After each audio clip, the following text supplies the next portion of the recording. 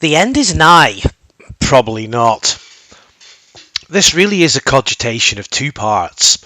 Initially, I'll present one side of the argument rationally. In the second part, and in an equally rational manner, I'll promote the other side of the apocalyptic coin. Remember, these are not answers, just cogitations. Stay until the end on this one, it'll make you think.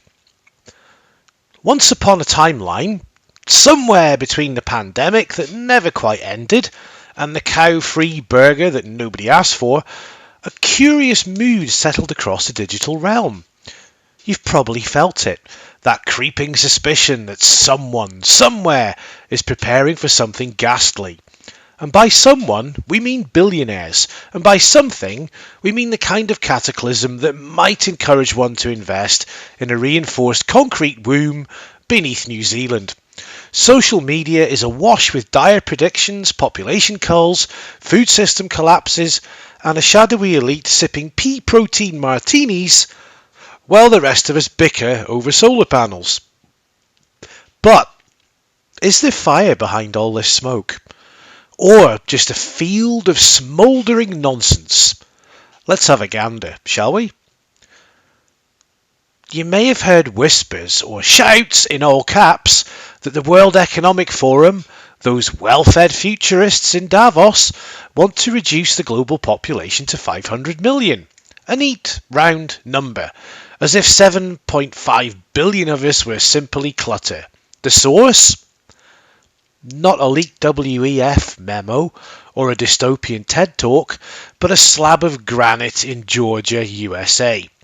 The Georgia Guidestones, erected in 1980 by a pseudonymous donor, featured commandments for a hypothetical post-apocalyptic society, chief among them, maintain humanity under 500,000 in perpetual balance with nature.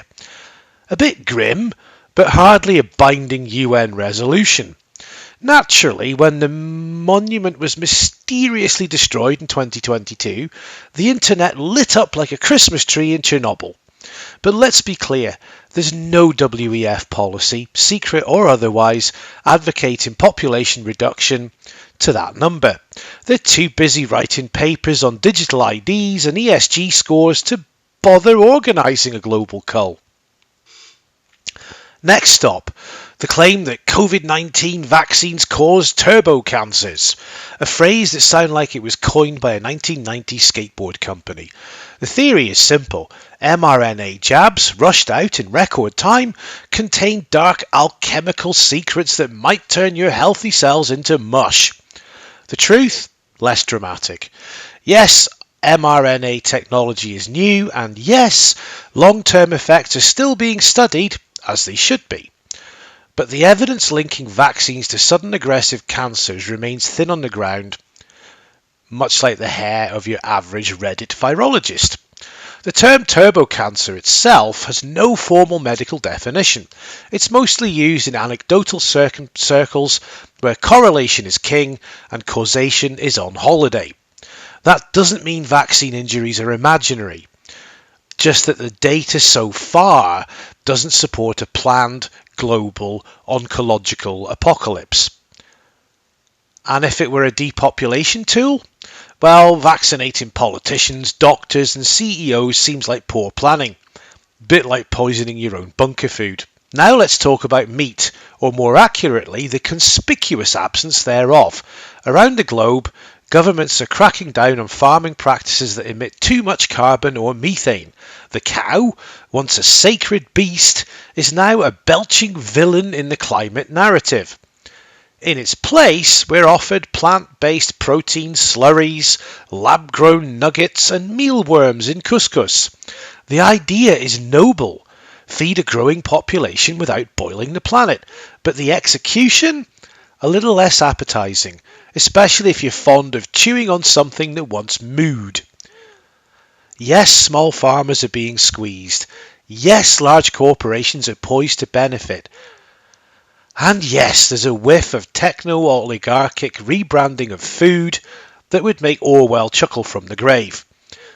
But is it part of a global plan to destroy our independence and domesticate the masses through soy? Probably not, but it is a fantastic way to turn dinner into a battleground. Bon appetit.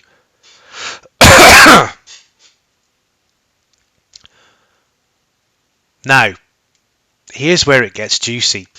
From Peter Thiel's bolt hole in New Zealand to Jeff Bezos's clock buried inside a mountain, our favourite billionaires are prepping like it's 1999.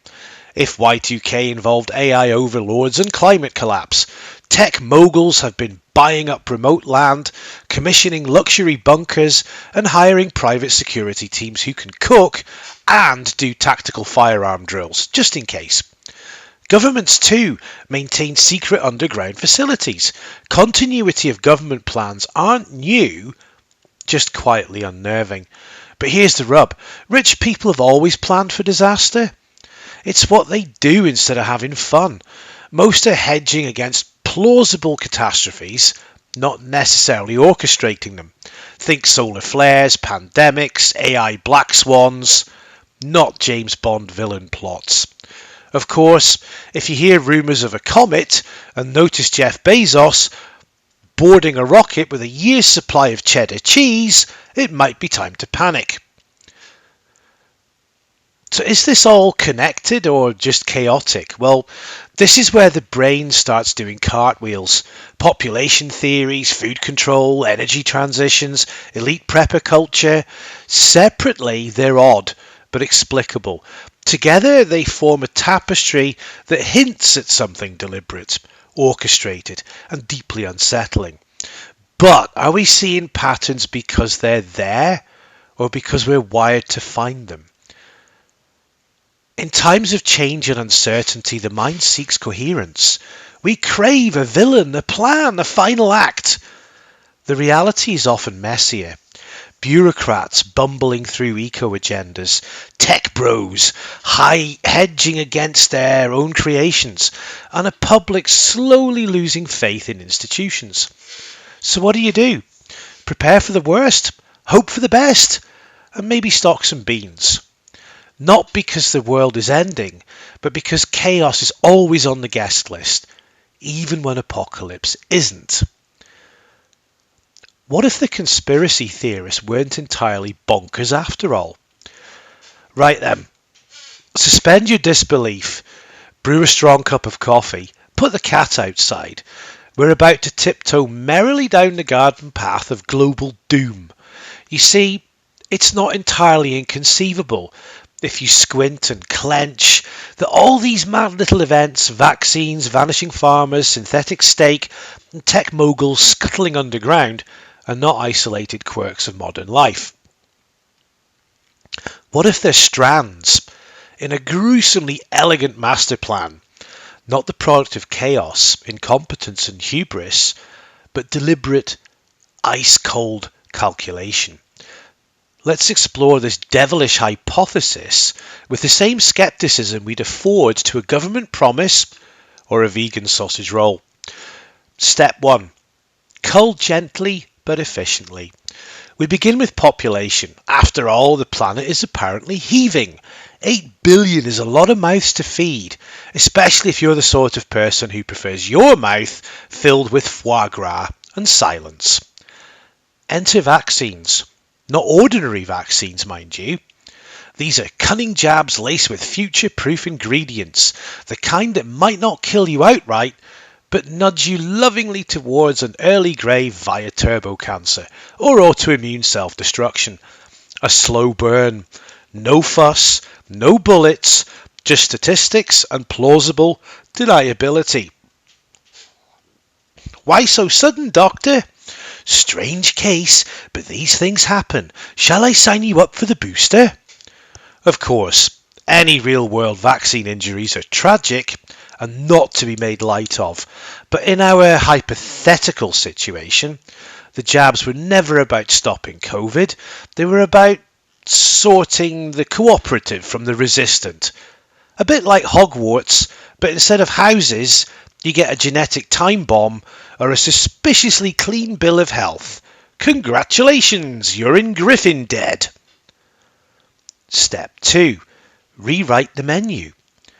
Once the annoying surplus population starts thinning, we can't have the survivors feasting like feudal lords.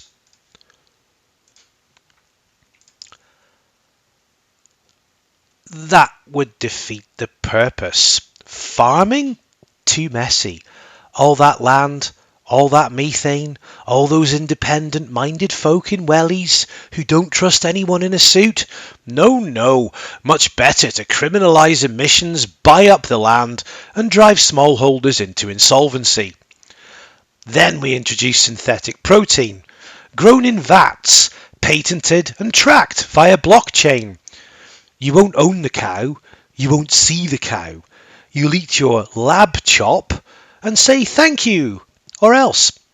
In public, it's about saving the earth. In private, it's about controlling food production like a Bond villain with a nutritionist. Oh, you're hungry. You should have updated your social credit score. Step 3. Renewable energy. But not for you. The shift to renewables, wind, solar, unicorn farts, is framed as noble and necessary, but in our apocalyptic scenario, it's actually a test run for energy rationing. Get everyone on electric heat pumps, ban wood fires, shut down the coal stations, and when the power inevitably flickers during a cold snap, blame Russia, or birds, or cyber attacks. Meanwhile, those in the know sit in warm LED-lit bunkers with diesel generators and 3 years' supply of Boeuf Bourguignon. Control the grid, control the people. You've used too many kilowatts this month, Mrs. Jenkins. No more electricity for you. Step 4.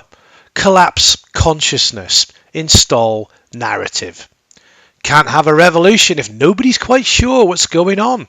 Flood the airwaves with contradictory nonsense. One day, climate terror. The next, celebrity divorces. Feed the public a diet of TikTok, porn, and emotional blackmail. Call all dissenters deniers and extremists, or worse, misinformation spreaders. If they persist, shadow ban them. If they still persist, knock quietly at 3 a.m. Education, once a noble pursuit, becomes training in obedience and apology. University, now just a rebranding centre for global policy interns. Language is neutered. Debate is verboten. History, rewritten for easier digestion. It's not a dystopia, darling, it's equity. Step 5. Into the bunker, Jeeves. By this point, the elites are long gone. Not dead, just elsewhere. Beneath a Swiss mountain, or inside a repurposed missile silo in Texas, or in that suspicious compound on the New Zealand coast with 24-hour drone surveillance and a yoga studio. They've got hydroponics, air filtration, and a few ethically sourced chefs chained to the Aga. Why? Because they knew the plan. They made the plan. And they know what's coming next. The big solar sneeze, the geomagnetic pole shift, the AI awakening, or simply the inevitable backlash of starving citizens who've discovered their oat bars contain recycled moths. It doesn't matter which. What matters is they'll be fine, or so they think. Step 6. Rise from the ashes, glorious and unopposed. After a suitable interval, 3 months, maybe 6, the great unwashed will have, washed away. The survivors, grateful for clean water and heat, will accept any terms: digital ID, centralised carbon allowances, injectable truth serum. The technocratic phoenix shall rise from the ashes of democracy, draped in solar panels and moral superiority. Welcome to Earth 2.0, says Klaus from behind his titanium mask. You will be happy. You will comply. You will eat recycled toenail protein. And we shall nod, smile, and pray to the algorithm that we don't get reassigned to sewer management. The final sip. Of course, this is all rot. Surely, a speculative jest, a bit of gallows humour to accompany your coffee. But then, perhaps not. Perhaps you've seen too many patterns, heard too many whispers, watched too many suited men say one thing while doing another. Perhaps you've looked at the state of the world and thought, no one could be this incompetent. And that's when it gets tricky, because if it isn't incompetence, then maybe it really is a plan.